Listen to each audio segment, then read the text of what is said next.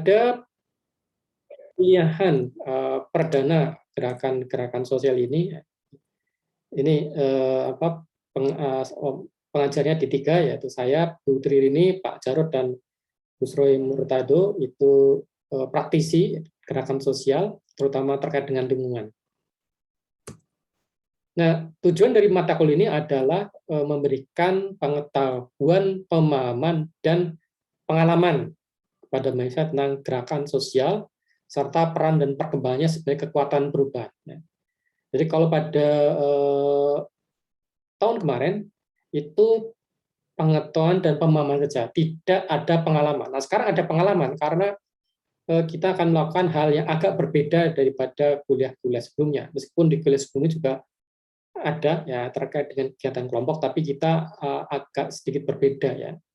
Sayangnya ini sedang masa pandemi sehingga barangkali belum ideal ya, pemberian pengalaman ini belum ideal, tetapi paling tidak ya ini kita manfaatkan apa yang ada ya. Jadi baik pengalaman mempraktekkan gerakan sosial secara daring, kurang lebih seperti itu ya, karena terkait dengan masa sekarang ini ya.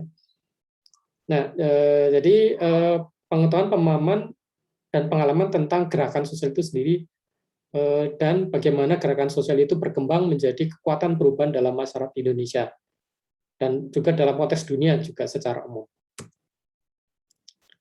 Sehingga setelah mata kuliah ini diharapkan mahasiswa itu mampu memahami berbagai fenomena gerakan sosial dan implikasi bagi perubahan sosial, serta mengasah kemampuan social entrepreneurship dari mahasiswa, kemampuan kewirausahaan sosial. Jadi ini memang salah satu capaian lulusan sosiologi UNSUD, memang ini social entrepreneurship ya. Sosial, kemampuan untuk bisa melakukan social entrepreneur atau kewirausahaan sosial.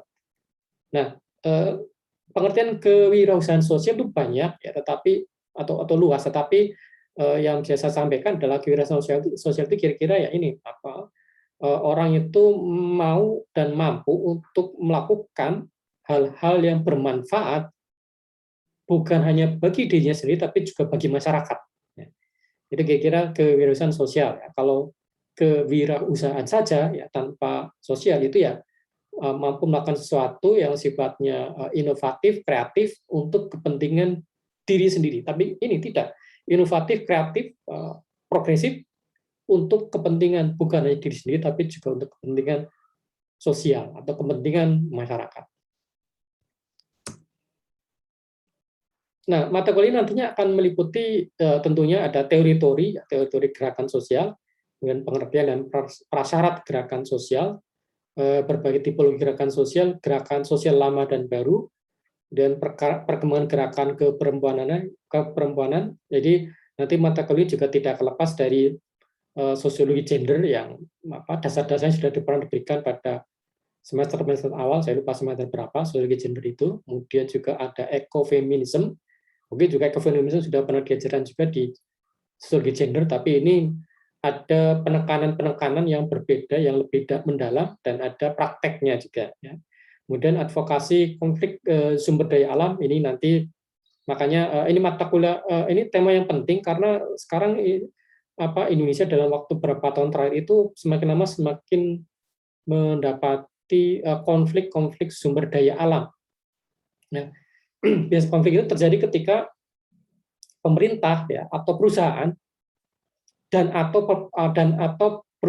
pemerintah dan atau perusahaan. Jadi bisa saja pemerintah saja, bisa saja cuma perusahaan, bisa juga pemerintah dan perusahaan itu menempatkan diri mereka dalam posisi konflik dengan masyarakat ya. Sengaja atau tidak, ketika mereka ingin mengolah, ingin manfaatkan sumber daya alam untuk kepentingan material. Gitu. Jadi pasti akan mengalami konflik dengan masyarakat yang berada di sekitar lokasi sumber daya alam tadi, gitu ya. Sebetulnya semenjak dari dulu sebenarnya kita menghadapi masalah ini, hanya saja persoalan-persoalan seputar konflik sumber daya alam semakin lama semakin banyak ya, seperti pembangunan ini apa bandara baru di Jogja ya, yang itu memakan korban, baik itu korban alam maupun korban manusia. Korban alam ya adanya kerusakan alam, lahan produktif itu dirampas oleh negara, kemudian dirubah ya menjadi apa bandara ya. Kemudian juga korban manusia ini petani ya, petani yang ada di situ yang lahannya masih produktif terpaksa disingkirkan ya dengan cara-cara kekerasan. Dan juga yang paling apa fenomenal adalah ini kendeng ya, makanya ini background saya pakai ini ya, saya kendeng ya, pegunungan masyarakat di sekitar pegunungan Kendeng yang menghadapi konflik dengan negara karena pembangunan pabrik semen gitu ya, sehingga sampai-sampai protesnya masyarakat itu sampai dengan ini mereka datang ke Jakarta dan menyemen kaki mereka ya, mungkin kalian sempat melihat ya beritanya di apa di koran ya. Jadi ini yang membuat ini menjadi penting ya. Makanya kemudian dalam konteks itu kita perlu mendatangkan praktisi yang memang pernah langsung terlibat dan sampai sekarang masih terlibat dalam advokasi konflik-konflik ini, yaitu Gus Roy Murtado ya. Panggilannya Roy Murtado. Beliau sebetulnya adalah apa sebetulnya kalau latar belakang beliau itu dari pondok pesantren ya, Tebu Ireng ya, di Jombang ya.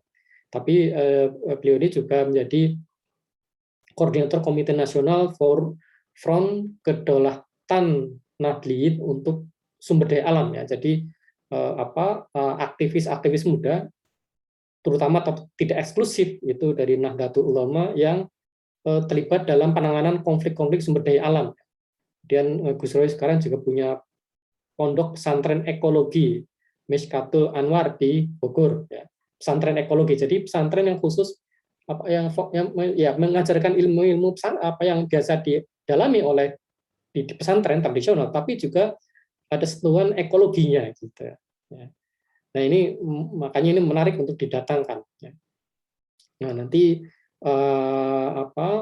selain nanti mengajar ya 2 kali masuk Gus Roy ini dari selain mengajarkan tentang sejarah gerakan sosial di Indonesia, juga pada pertemuan berikutnya itu pertemuannya akan dijadikan webinar ya, nanti tandem dengan Bu Rini dan Pak Jarod yang mengisi di webinar terkait dengan konflik-konflik sumber daya alam ya. Kemudian tema lainnya adalah tentang peran organisasi non pemerintah dalam gerakan sosial di Indonesia, pemberdayaan masyarakat marginal, serta radikalisme dan fundamentalitas agama di Indonesia. Nah ini bangkit kembali ya tema radikalisme ya, terutama kemarin yang berita yang kita cukup menghebohkan yaitu Taliban kembali mengambil alih Afghanistan. Ini kan dianggap sebagai gerakan radikal. Nah kira-kira apakah ketika Taliban menang di Afghanistan nanti ikut menginspirasi kelompok-kelompok radikal lainnya di Indonesia? Ini kita masih tunggu ya, meskipun ada yang provokasi, ada seorang tokoh mantan parlemen yang memberikan selamat ya kepada Taliban yang telah kembali berkuasa di Afghanistan. Nah ini kita tunggu apakah betul akan muncul radikalisme itu lagi ya. Ini akan juga kita bahas karena radikalisme itu juga sebetulnya merupakan gerakan sosial ya. Bahkan Taliban sendiri awalnya juga merupakan gerakan sosial ya, meskipun sekarang sudah menjadi gerakan politik. Nah, gerakan sosial itu memang merupakan cabang studi sosiologi ya, karena dan ini menarik untuk dikaji karena menyediakan kerangka teoritis dan empiris untuk memahami aneka isu sosial kontemporer ya, termasuk soal persoalan lingkungan hidup, ekofeminisme, hak-hak sipil, media sosial, konflik komunal hingga gerakan-gerakan agama. Meskipun masing-masing isu ini memang sudah ada mata kuliah sendiri ya, seperti gerakan sosiologi lingkungan itu ya tentunya melihat isu lingkungan ya, sosiologi gender jelas melihat isu feminisme, kemudian ada media di masyarakat membahas tentang media sosial agama membahas tentang gerakan agama. Tapi kita fokus pada gerakan-gerakannya, ya. Gerakan-gerakan di seputar isu itu. Ya. Kalau mata kuliah ini kan umum ya. Kalau ini fokus pada gerakan-gerakan yang ada atau menggerakkan isu-isu, munculnya isu-isu tadi, atau gerakan-gerakan yang memanfaatkan isu-isu tersebut. Nah, sebagai prolog perlu saya sampaikan bahwa gerakan sosial telah mewarnai kehidupan sosial politik kontemporer ya. Jadi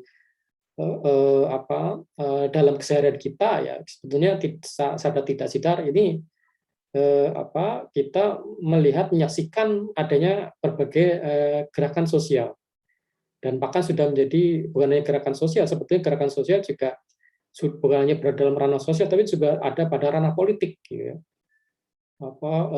Seperti adanya gerakan 212 yang mungkin pernah mendengar ya, gerakan 212 demonstrasi ratusan ribu, bahkan ada yang mengatakan ya bisa saja sampai dengan 1 juta, mungkin saja, mungkin, tapi tidak tahu persis ya, mungkin, tapi ada yang mengatakan tidak sampai 1 juta, mungkin cuma paling 700.000 orang gitu ya. Tapi tetap merupakan itu, tetap gerakan 212 tetap merupakan gerakan sosial gitu ya. Dan ini mengurai kehidupan politik, kan bahkan punya dampak politik ya, terutama ada gerakan 212 itu kemudian memang menimbulkan politik identitas ya, ini yang sering disebut-sebut ya, politik identitas yang luar biasa dinilai politik identitas yang mewarnai di Pilkada Jakarta sampai kemudian mendorong di penjarakannya mantan gubernur itu Basuki Cahayapurnama gitu ya.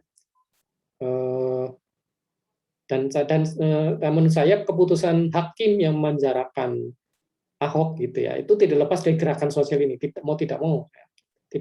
Pasti tidak lepas dari gerakan sosial 212 ini. Ya, aktivis seringkali melakukan protes sosial untuk membuka ruang demokrasi dan pengaruh politik ya.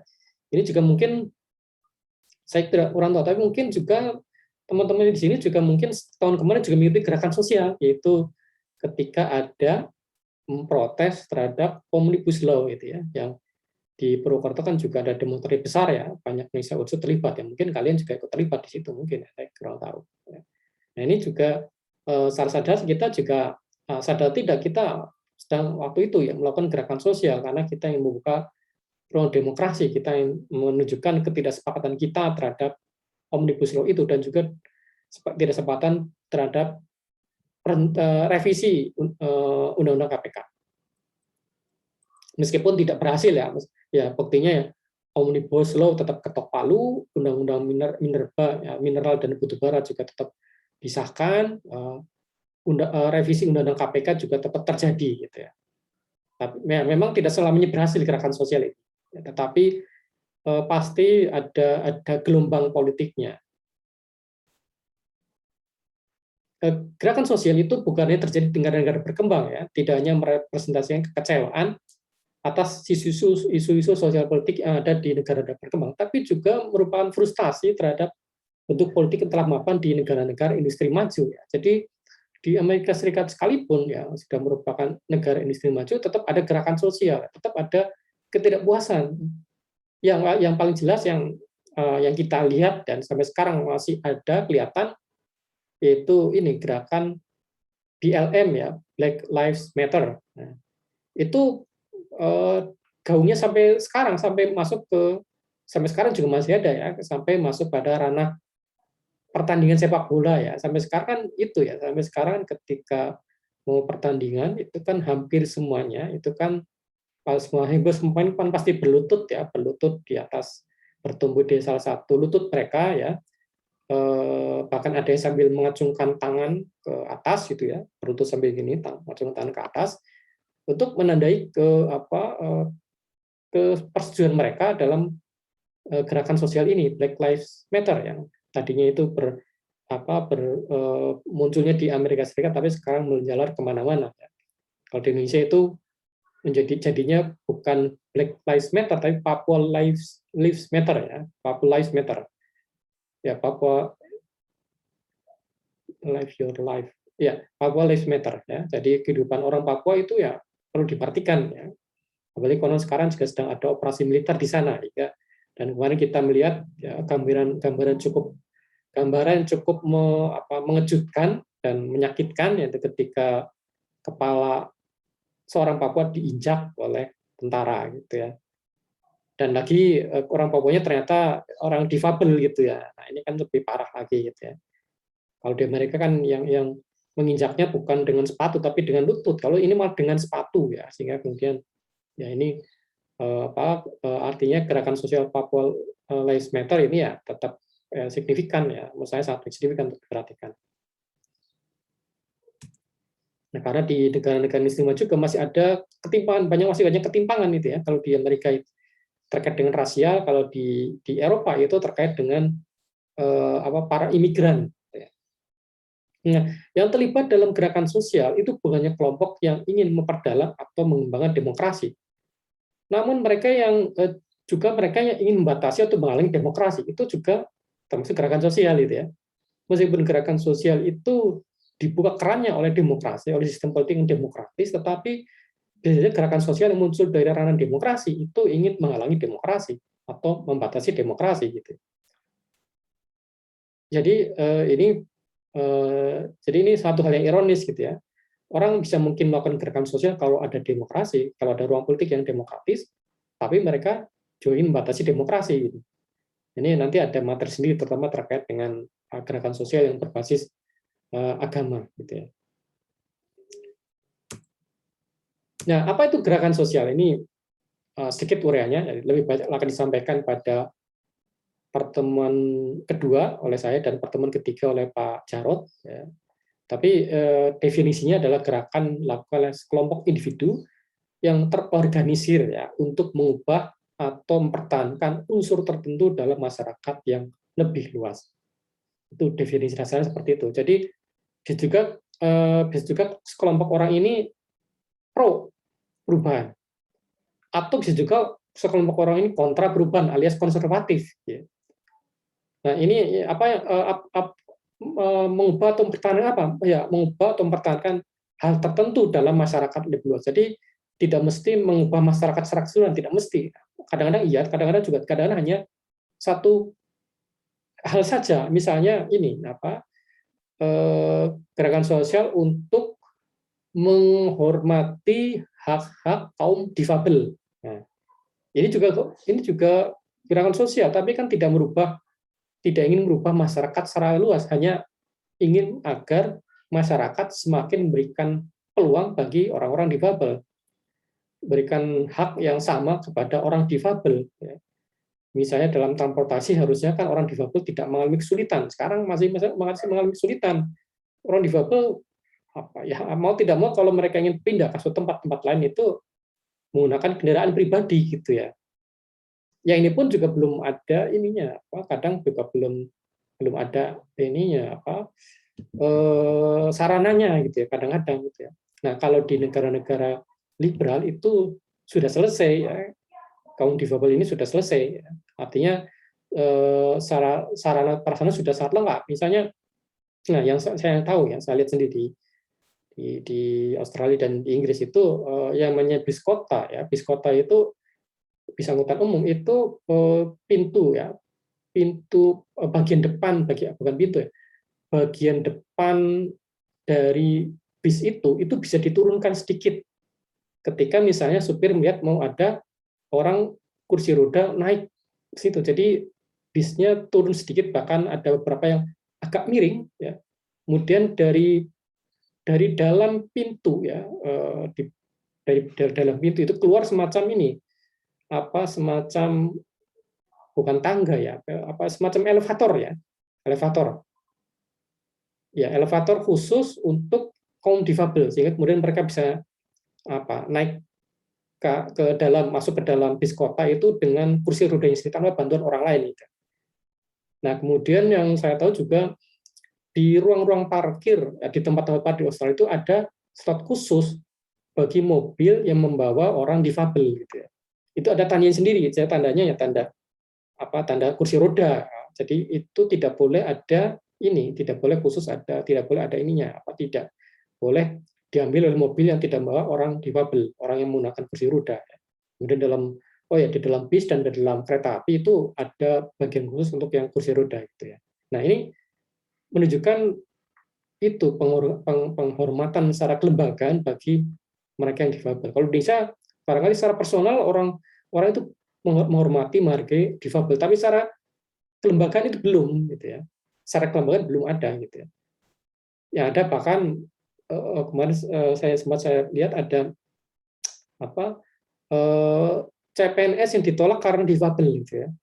Padahal dalam syarat awal kan tidak ada ketentuan ini, misalnya tidak boleh punya masalah dengan penglihatan. Ternyata setelah lolos kemudian ketahuan dia punya masalah dengan penglihatan, ternyata kemudian tidak bisa menjadi CPNS. Nah ini kan artinya belum ramah terhadap difabel secara kelembagaan gitu ya. Secara orang kita sudah ramah terhadap orang difabel, tapi secara keilmuan kita belum. Nah ini makanya ini Indonesia itu juga menjadi satu bagian gerakan sosial untuk memperjuangkan kaum difabel. Gitu ya. Itu contoh mengubah unsur tertentu, artinya tidak semua bagian masyarakat yang ingin diubah oleh gerakan sosial itu. Walaupun kadang-kadang ada juga, ya, tidak mesti. Nah, gerakan sosial juga mengacu pada perilaku kolektif, ya, perilaku kolektif yang mempunyai kepentingan bersama dan punya tujuan jangka panjang, yaitu mengubah atau mempertahankan masyarakat atau institusi dalam masyarakat. Nah, cara yang digunakan dalam gerakan sosial kadang-kadang berada di institusi, misalnya apa, menulis petisi gitu ya. Sekarang kan banyak gitu ya. Mungkin kalian pernah menandatangani petisi lewat change.it ya. Kalau saya sering gitu ya. Saya hampir tiap hari itu ada petisi yang dikirimkan ke email minta dukungan, ya, macam-macam. Apa misalnya menjaga agar misalnya badak tidak punah, mencegah agar tidak ada pembangunan pabrik semen, meminta agar pelaku kekerasan seksual diadili dan seterusnya, banyak sekali gitu ya tiap hari. Ini sebetulnya juga terlibat dalam gerakan sosial meskipun sedikit ya. Jadi saya biasanya ikut menandatangani petisi dan menyebarkannya lewat Twitter biasanya gitu. Kadang-kadang lewat Facebook juga. Jadi itu juga bagian dari gerakan sosial gitu ya. Nah nanti mungkin ya, prakteknya ya nanti kalau praktek bisa juga buat semacam itu. Jadi nanti selain bikin suatu alat ya alat kampanye bisa juga ikut bikin petisi tadi gitu ya. Tapi itu tambahan. Ya. Nanti akan banyak saya sampaikan belakangan. Tapi di sini ada perilaku kolektif ya, bersama-sama untuk kepentingan bersama dan tujuan jangka panjang, tidak jangka pendek tujuannya itu. Nah, ini beberapa definisi gerakan sosial menurut para ahli, ya, misalnya menurut Hans-Peter Gieresi, ya, ini sebenarnya ada semuanya dalam buku The Social Movement Readers, ya, dan juga dalam buku konsep dan teori gerakan sosial, ya, ada dalam di referensi itu. Ya. Jadi menurut Hans-Peter Gieresi itu sekelompok orang yang melakukan perlawanan terhadap pihak mereka anggap sebagai musuh politik. Ya. Jadi menurut menurut Hans-Peter ini dalam gerakan sosial itu pasti ada yang dianggap sebagai musuh politik, ya pasti ada. Meskipun kadang-kadang tidak didefinisikan secara tegas, gitu ya, kadang-kadang. Ya. Misalnya ini tadi saya contohkan gerakan sosial yang menuntut hak-hak sama bagi kaum difabel ini juga tegas atau tidak, langsung tidak atau tidak itu pasti ada musuh politiknya, yaitu ya mereka yang menghalangi gerakan sosial ini gitu ya pasti. Karena pasti adalah punya alasan, oh anggarannya tidak memenuhi, oh yang penting kan orang menghargai, tidak perlu perusahaan nanti akan banyak ruginya kalau memfasilitasi orang difabel dan seterusnya macam-macam gitu ya. Nah ini musuh-musuh politik sebetulnya itu. Meskipun alasannya cuma karena masalah anggaran, karena masalah belum banyak diperlukan atau persentase difabel tidak banyak dan seterusnya, atau difabel tidak banyak memanfaatkan fasilitas ini misalnya. Nah, tetap saja ini musuh politik ya, mereka yang ingin menghalangi tercapainya tujuan-tujuan gerakan sosial. Nah, mereka mengembangkan identitas kelompok dengan tujuan bersama ya. Jadi ya semuanya terlibat dalam gerakan sosial tersebut ya pasti menganggap diri bagian dari itu ya. Meskipun barangkali secara formal, legal formal mereka bukan bagian. Misalnya ya, saya ya ikut menandatangani petisi kaum difabel itu tetap boleh jadi PNS misalnya itu. Saya bukan kaum difabel, tapi saya merasa memihak, merasa senasib bukan ya, tapi merasa punya empati, punya simpati dan empati terhadap kaum difabel. Nah, itu juga bagian dari identitas sebetulnya itu. Atau ketika misalnya saya menandatangani tolak revisi Undang-Undang KPK. Nah ini saya bagian dari kelompok yang mendukung KPK gitu ya. Saya merasa saya sama dengan identitas mereka yang juga membela KPK. KPK yang dulu bukan KPK yang sekarang gitu ya. KPK yang sekarang ya kadang-kadang ya terutama pemimpinnya ya kalau warganya atau kalau stafnya pegawainya saya yakin masih punya integritas, tapi pemimpinnya ketuanya terutama sudah jatuh integritasnya di mata saya karena kan dulu dia juga ketika menjadi salah satu direktur KPK ya itu kan dia itu menghalang-halangi kasus ya berapa kali ketahuan dia itu bertemu dengan pihak yang bermasalah gitu ya ketika menangani kasus DKPK, sehingga sebenarnya sudah tidak layak lagi dipilih sebagai ketua KPK. Ya. Hanya saja memang ya tadi oligarki membuat DPR memilih dia sebagai ketua KPK. Gitu. Nah itu artinya ya ini memang ya gerakan sosial membela KPK ya konteks KPK-nya yang dulu gitu ya, KPK sebelum revisi undang-undang ini, terutama anti terhadap pemimpin yang sekarang. Nah, gerakan sosial itu mengembangkan apa yang disebut repertoire of action, jadi tindakan-tindakan tertentu yang diulang-ulang dan punya pola yang sama, repertoire of action ini.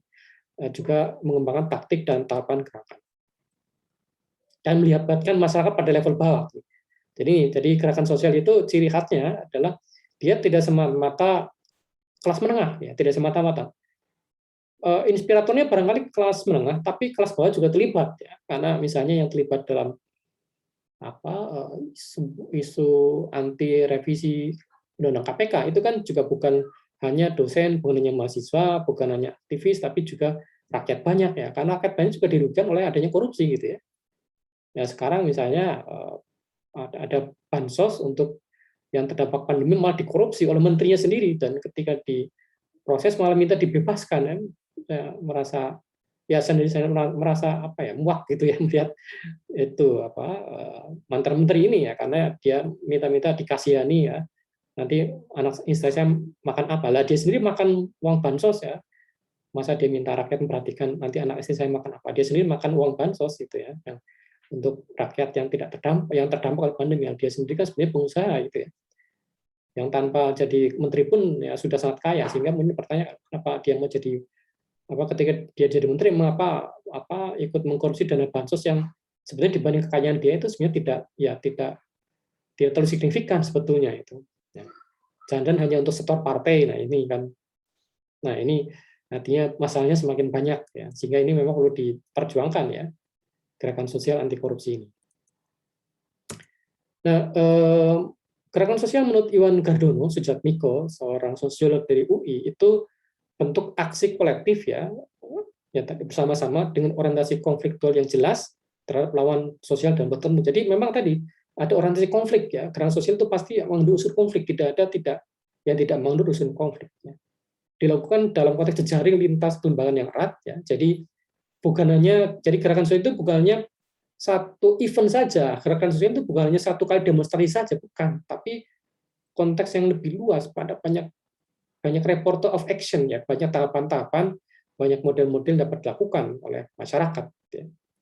Nah ini dilakukan dalam konteks jejaring lintas kelembagaan, seperti tadi gerakan sosial anti korupsi, gerakan sosial yang menentang revisi undang-undang KPK kan melintasi banyak sektor ya, banyak faksi ya, bukan mahasiswa, bahkan pelajar itu juga terlibat dalam gerakan sosial itu. Oleh aktor-aktor yang diikat rasa solidaritas ya, dan identitas kolektif yang kuat, ini melebihi bentuk-bentuk ikatan dalam koalisi dan kampanye. Jadi ya tadi keterlibatan misalnya tahun kemarin pelajar itu jelas satu hal yang tidak terduga sebelumnya. Saya kira rekan-rekan Indonesia juga tidak menduga kalau pelajar juga ikut melibatkan diri dalam gerakan sosial anti omnibus law dan anti undang-undang revisi undang-undang KPK ya. Karena tidak ada ikatan apa-apa sebetulnya antara pelajar dan mahasiswa, tapi ternyata sekarang ada identitas kolektif yang kuat yang tadi, yang sama-sama orang-orang kelompok yang sama-sama menginginkan Indonesia bebas korupsi. Nah, kemudian menurut Anthony Giddens, sosiolog dari Inggris, supaya itu upaya kolektif untuk mengejar kepentingan bersama atau mencapai tujuan bersama melalui tindakan kolektif ya, di luar lingkup lembaga-lembaga yang mapan. Jadi ciri utamanya menurut Giddens adalah di luar lembaga-lembaga yang mapan. Jadi ini terjadi di luar lingkup badan kemahasiswaan, di luar lingkup universitas, di luar lingkup pers, ya, di luar lingkup lembaga agama, itu mencakup semuanya gitu ya. Sehingga kemudian kalau di Jogja ada ini kejayaan memanggil ya, ketika ada demonstrasi besar menolak di omnibus law dan undang-undang revisi undang-undang KPK. Nah, perilaku kolektif sendiri kalau didefinisikan adalah yang pertama dilakukan oleh jumlah orang, ya. Kemudian tidak bersifat rutin ya, kadang-kadang ada, kadang-kadang tidak. Kemudian merupakan tanggapan atas rangsangan tertentu ya. Misalnya tadi biasanya muncul karena ada satu hal yang membuat mereka ya tersentak, kaget, disadarkan, wah ini perlu diperjuangkan. Misalnya mendadak pemerintah ingin membangun pabrik semen di tempat yang punya yang ini ada sumber daya alam yang pasti akan terganggu jika ada pabrik semen gitu ya. Nah, kemudian kita memberikan tanggapan terhadap itu. Ya. Dan juga merupakan perilaku menyimpang yang bersifat kolektif. Jadi menyimpang dalam arti tadi di luar kelembagaan ya, bukan menyimpang dalam konteks individu ya. Jadi yang disebut perilaku menyimpang di sini itu tidak sama dengan apa yang disebutkan dalam sosiologi perilaku menyimpang, bukan. Menyimpang dalam konteks kelembagaan, artinya di luar konteks individu yang tadi sifatnya kolektif.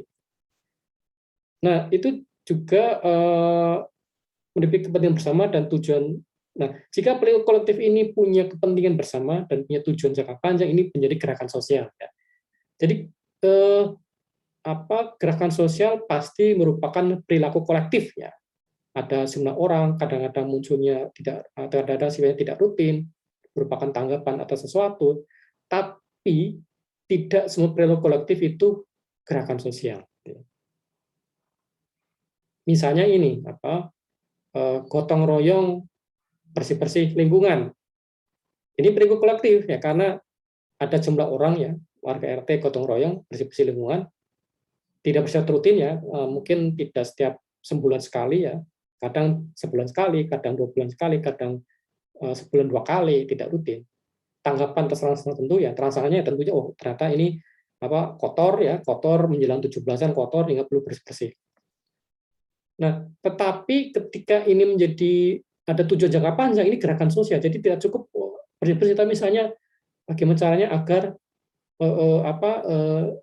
lingkungan di sini tidak terkotori oleh oleh karbon dioksida, sehingga misalnya setiap kali masuk lingkungan RT itu mestinya dihentikan, mestinya dimatikan, misalnya dimatikan, terutama kalau ada banyak ganggang, misalnya seperti itu ya. Atau di situ tidak boleh misalnya orang itu bikin atau buat bengkel motor misalnya gitu ya. Karena itu sudah menjadi gerakan sosial karena ada tujuan jangka panjang agar lingkungan lebih bersih dan seterusnya gitu ya.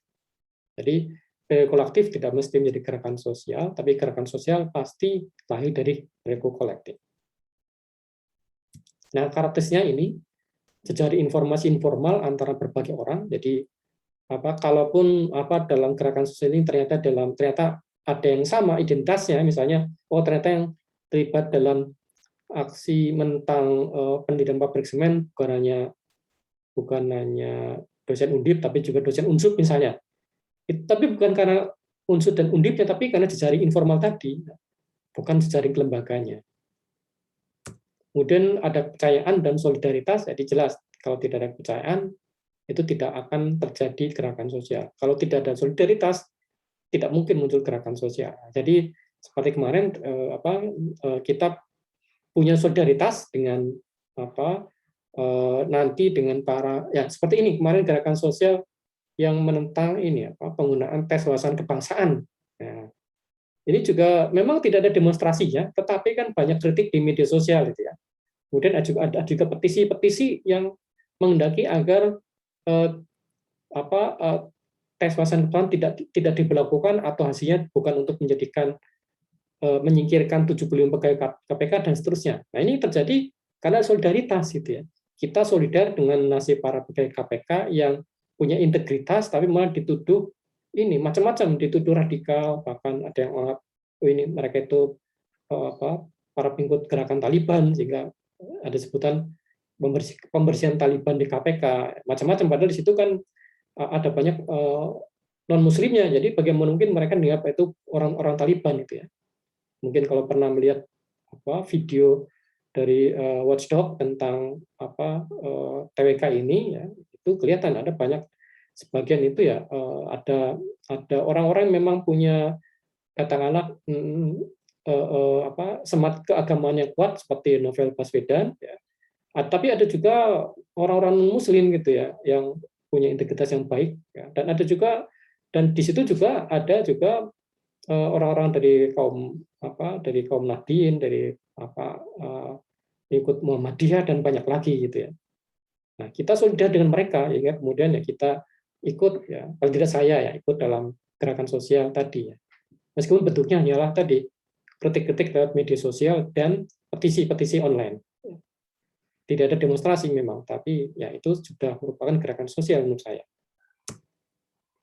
Tindakan konflik yang berfokus pada konflik politik dan atau budaya ini juga ya seperti saya contohkan tadi, yang contoh yang saya katakan tadi, ini pasti ada lawannya ya.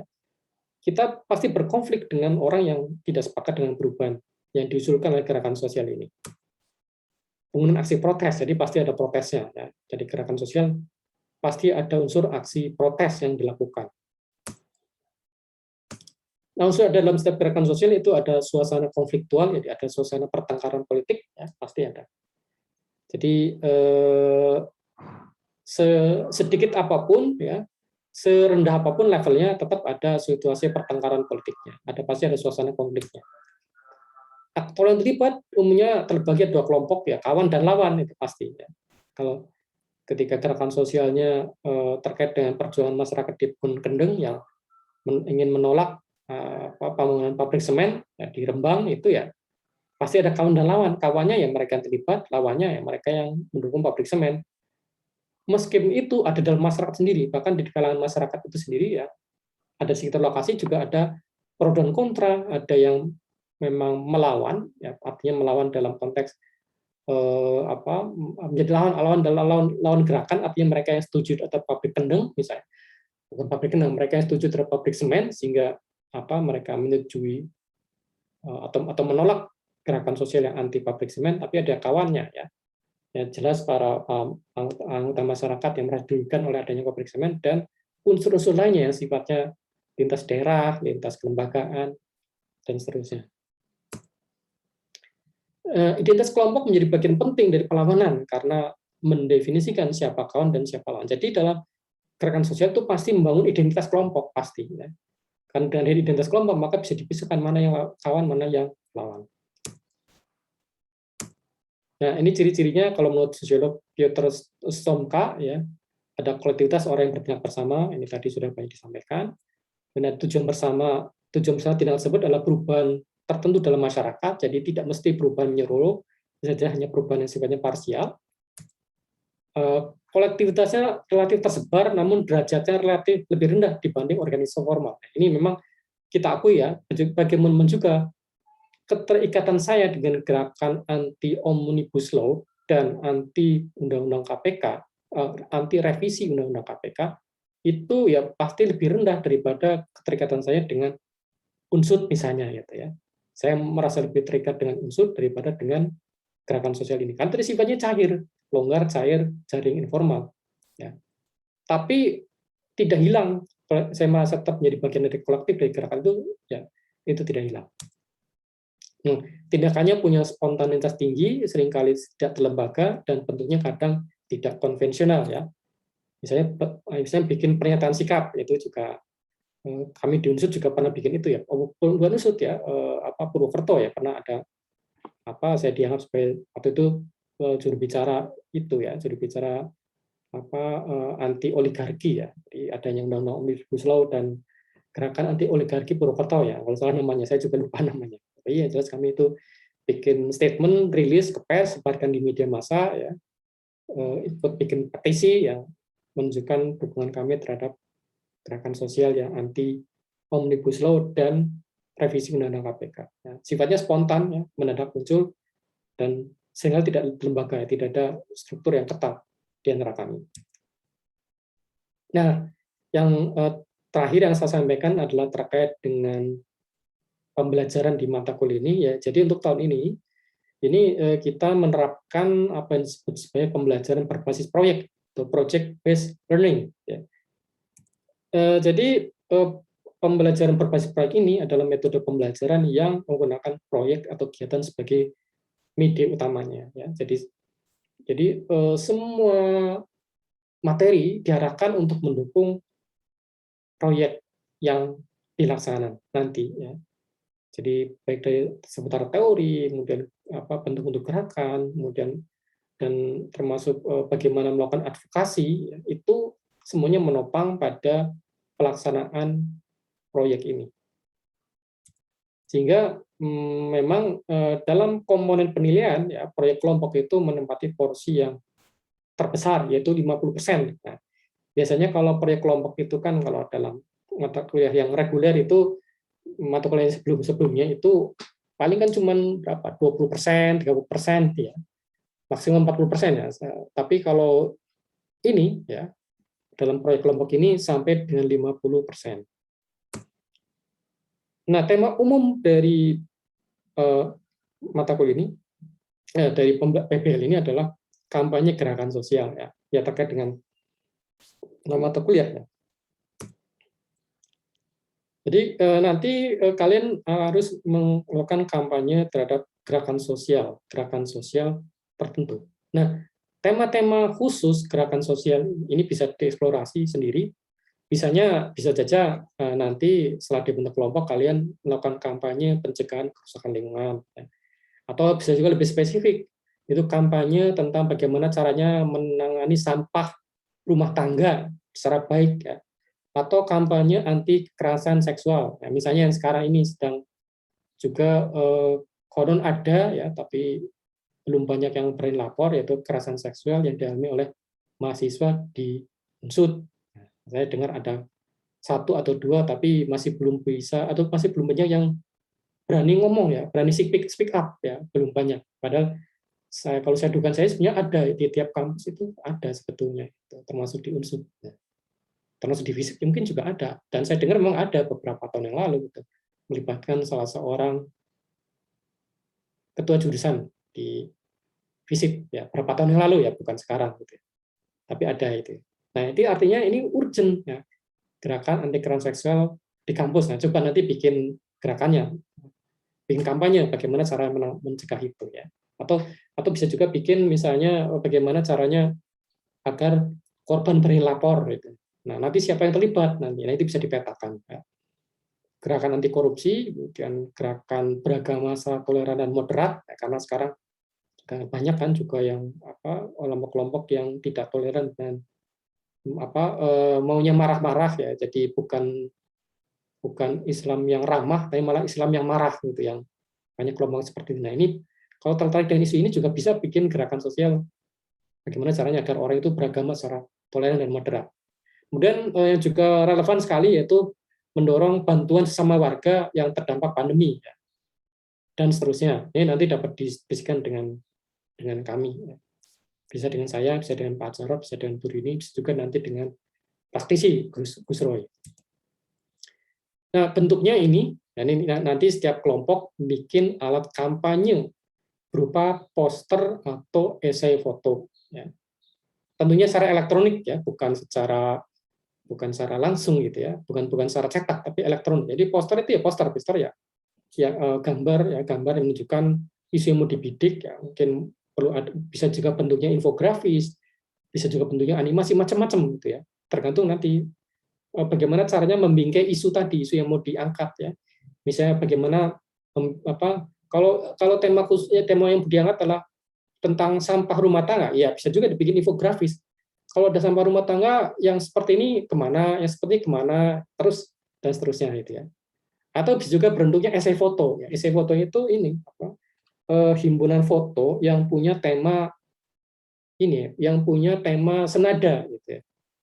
Jadi ini bisa fotonya mengambil sendiri, bisa juga mengambil foto yang sudah ada, entah itu lihat media sosial atau internet atau macam-macam, asalkan diakui ini foto dari mana.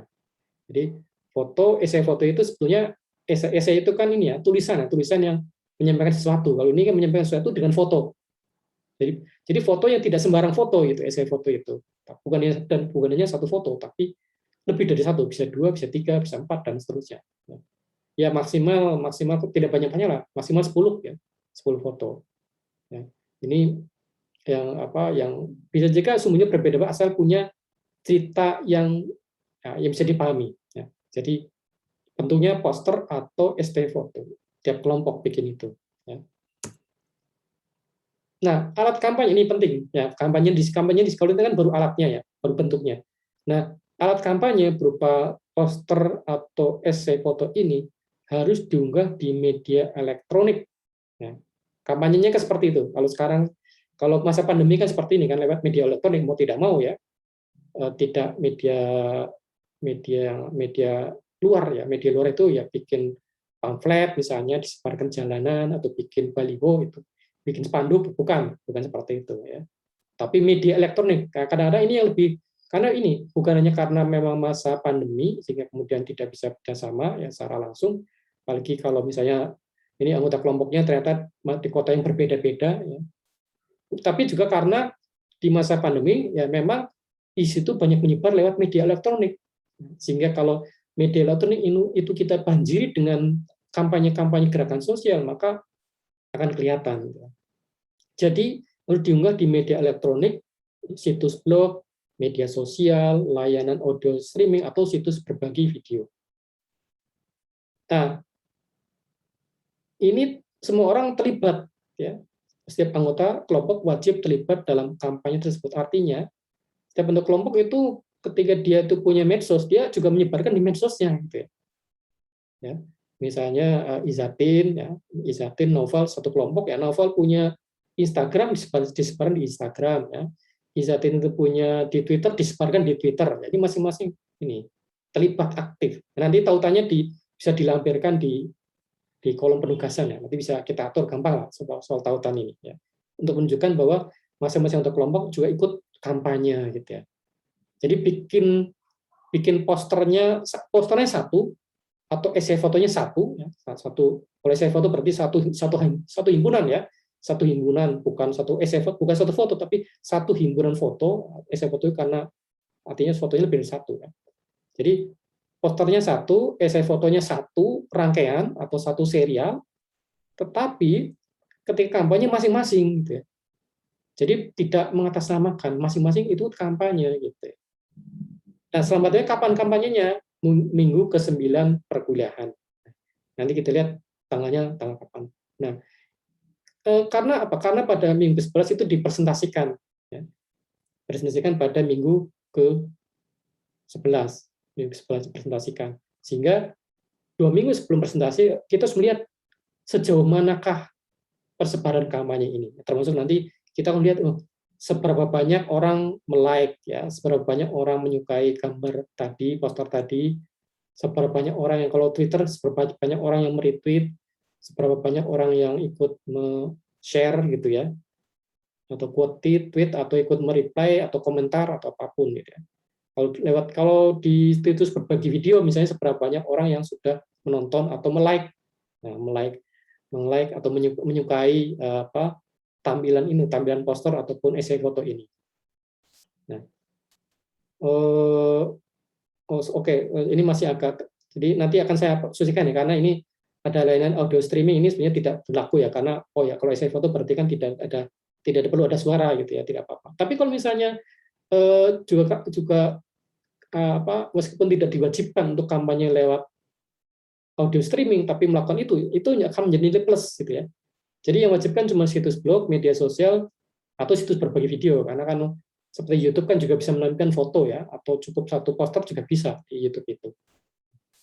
Tapi yang lebih cocok memang media sosial ya, Instagram atau Twitter itu memang lebih cocok. Tapi kalau mau di YouTube juga nggak apa-apa ya. Nah, tapi kalau di situ ada misalnya tidak diwajibkan tapi bikin audio streaming ya, bincang-bincang terkait dengan kampanye ini, itu menjadi satu nilai plus gitu ya. Pasti tidak akan luput dari penilaian meskipun tidak diwajibkan. Jadi silakan saja nanti berkreasi. Nah, alat kampanye disertai dengan naskah sepanjang 1000 sampai 2000 kata yang menjelaskan mengapa melakukan kampanye dengan tema tersebut ya. Mengapa misalnya berkampanye tentang persoalan agama ya, mengapa berkampanye tentang kekerasan seksual di kampus, mengapa itu perlu dilakukan gitu ya. Dan apa konsepnya, apa konsep kampanye tadi, dan mengapa memilih menggunakan media, ya, mengapa memilih berkampanye lewat Twitter, mengapa berkampanye lewat Instagram dan seterusnya. Nah, naskah sepanjang 1000 sampai 2000 kata dikirimkan ke emailnya Bu Rini ya. Ini sudah ada di sini, dan juga di RPS juga sudah saya cantumkan alamat email beliau pada minggu ke-10. Ya, nanti yang bentuk kelompok nanti biasanya Bu Rini bentuk kelompok ya. Nanti Ini beliau masuk di pertemuan keempat ya. Nanti pertemuan keempat sudah mulai dibentuk kelompoknya. Nah, saya belum tahu berapa banyak ya. Sementara ini kan ada 26 ya, 26 yang mengambil mata kuliah ini. Bisa saja misalnya karena ada 4 kali pertemuan, kemudian masing-masing pertemuan 2 kelompok, nanti dibikin 8 kelompok. 8 kelompok itu ke 26 itu kira-kira ya ada masing-masing 4 ya, 4 tapi ada juga yang 3, nggak masalah, walaupun cuma 3 nggak masalah. Tapi nanti yang menjadi Bu Rini. Nah ini alat kampanye di ringkasan naskah. Nah, jadi naskah itu selain dikirim ke Bu Rini pada minggu 10 juga kemudian diringkas dalam bentuk slides, dalam bentuk PowerPoint yang dipresentasikan pada minggu 11 sampai minggu ke-14. Jadi nilai 50% itu tidak hanya pada alatnya, tapi pada apakah misalnya setiap anggota juga ikut kampanye, juga jadi 50% itu terbagi macam-macam, ada untuk nilai untuk poster, nilai untuk alatnya ya, nilai untuk naskahnya, juga nilai keaktifan dalam berkampanye gitu.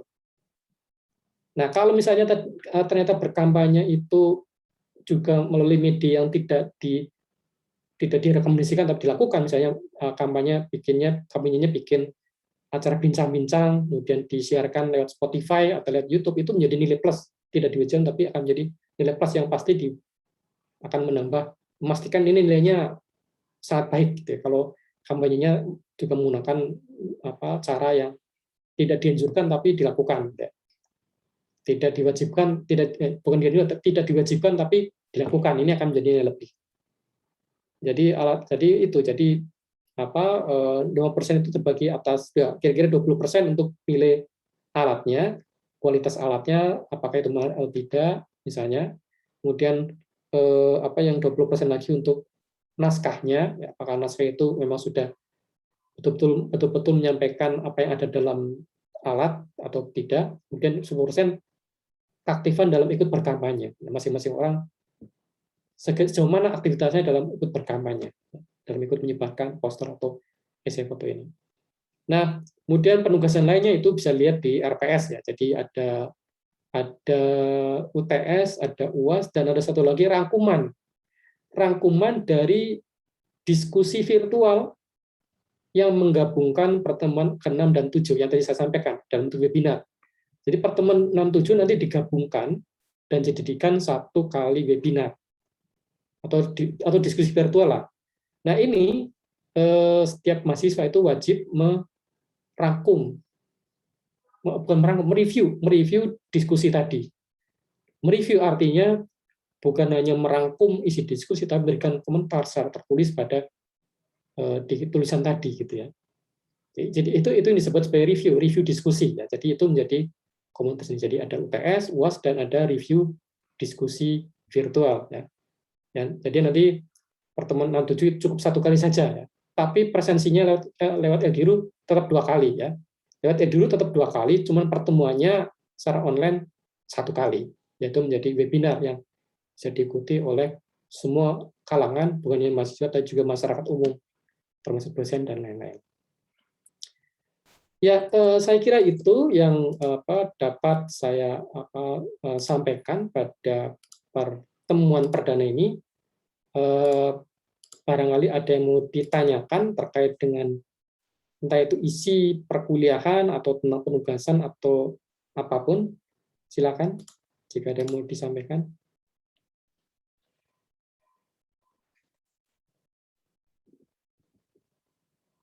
Ada sampaikan atau ditanyakan atau ingin berkomentar atau ingin mengusulkan apa, itu terserah, silakan.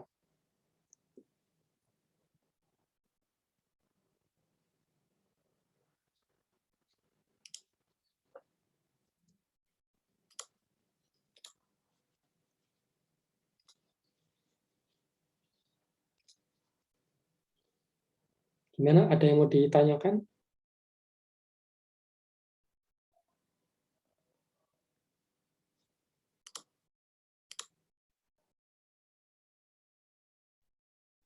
Oh ya, terkait dengan tugas individual, itu esai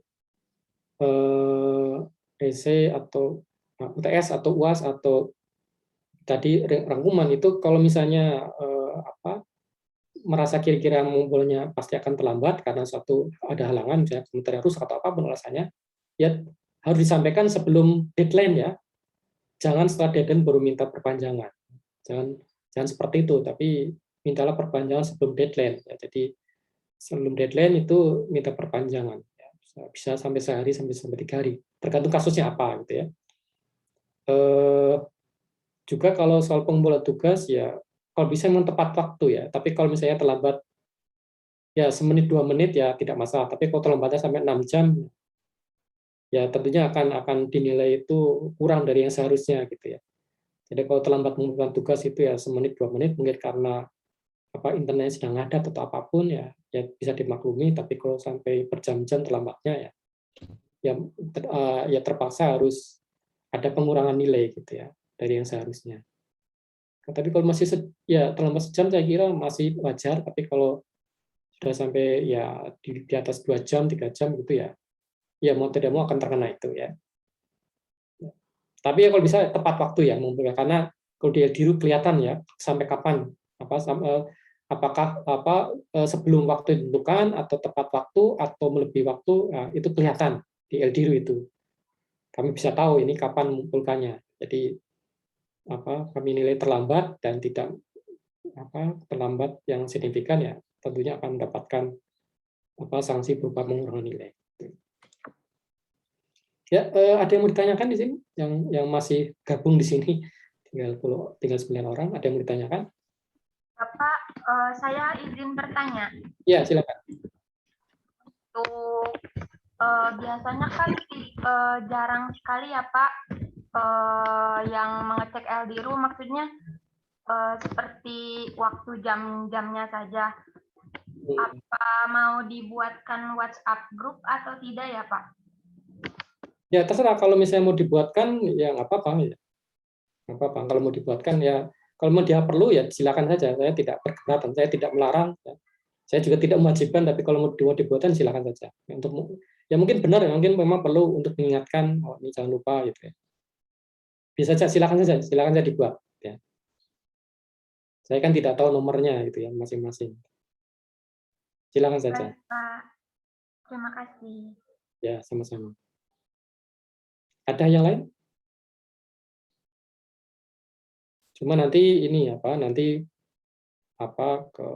paling cuma saya dan Pak Jarot yang masuk ya. Kalau Bu ini kan tidak punya WA gitu.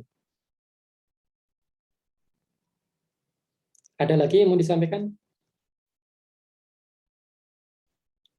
Ya, kalau sebentar dia cukup ya kita cukupkan ya teman ini